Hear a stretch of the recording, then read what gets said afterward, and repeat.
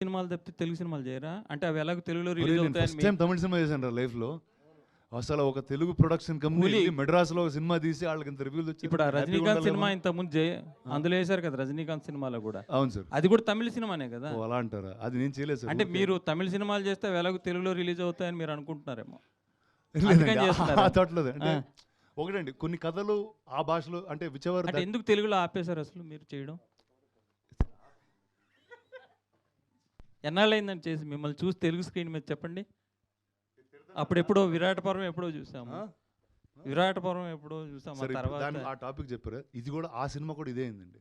మెడ్రాస్లో ఫుల్గా ఉండింది, హైదరాబాద్లో ఆడలేదు అది. చెప్పండి. అంటే there is some timing to their stories. అంటే ఒక ఎక్స్ట్రీమ్ హార్డ్ అండ్ మనకంటే we watch very less uh sad ending films కానీ ఒక హెవీ డెప్త్ ఉన్నాయి. మనం we'll watch slightly lesser than Tamil or Malayalam తమిళ్లో ఇంకా ఎక్కువగా అలాంటి సినిమాలు వస్తూ ఉంటాయి. ఇప్పుడు మీలాంటి వాళ్ళు చేయకపోవడం వల్ల ఏమవుతుందంటే